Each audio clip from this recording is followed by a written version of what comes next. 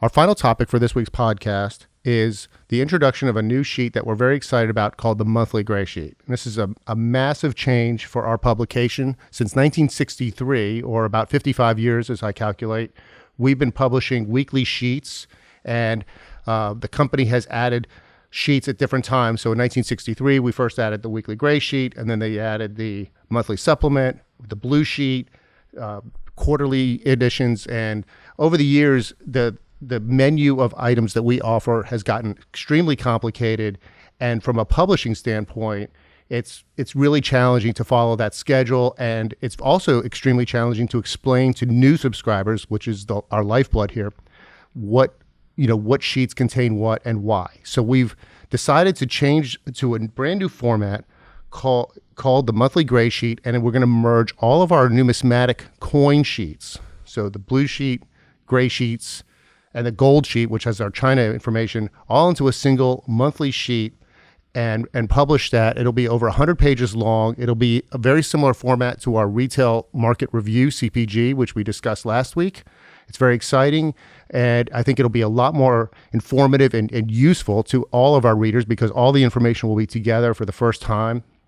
And the feedback we got from our initial email test today is extremely positive. People are really excited about it. It's going to be a big benefit for all of our subscribers, and you're going to hear a lot more about it from us in the future. The first edition will be published in May of 2018, and that's only about 6 or 8 weeks from now. So we're really excited about this, and it's a lot of work over here, and we're looking forward to telling you more and more about it. Yeah, I mean, just anecdotally, when I started as a dealer, started training and learned what the Greysheet was, one of the first questions I asked is, how come I have to go to this publication to look up cat bus halves, and I have to go to this publication to look up barber quarters, and I got to look up Morgan dollars in a different sheet.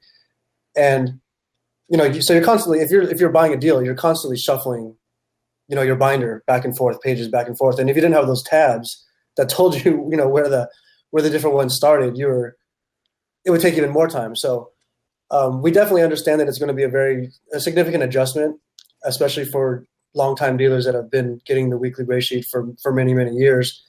However, we think it will be more efficient, number one, and more effective because we'll have more space to put more pricing. And that's always kind of what's been one of our driving forces since day one, is kind of filling in these large gaps of missing prices. Right. And, we couldn't have done this even 6 months ago. Part of what's enabled us to convert to this new format is the fact that we released an app for iOS and Android, which has all of our pricing available to you on your smartphone. All subscribers get this information for free. And so we're gonna do actually upgrade features on there so that pricing is more in real time. We're going to tie in gold pricing, for example, with spot pricing over the next few months.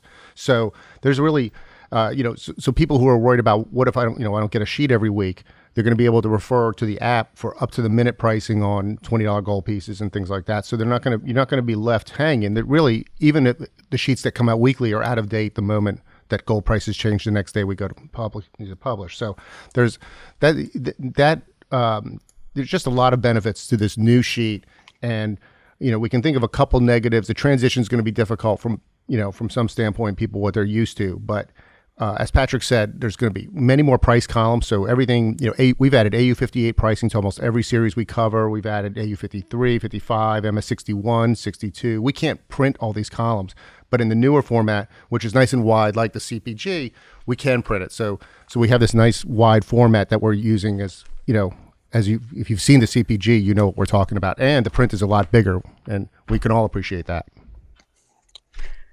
It'll be a lot easier to read too. I mean, I think about, as you say, all the sheets, which is fantastic, but now they're all in one convenient publication. It's on a frequent basis. You'll get all the updates and, of course, even more series, more information. And so I think anybody who subscribes to Greysheet, Blue Sheet, they're going to just love these changes coming up. I know I'm looking forward to myself as a researcher here at CDN. It'll be neat to be able to refer to all these prices in one convenient guide, and I'm pumped about it. I really am.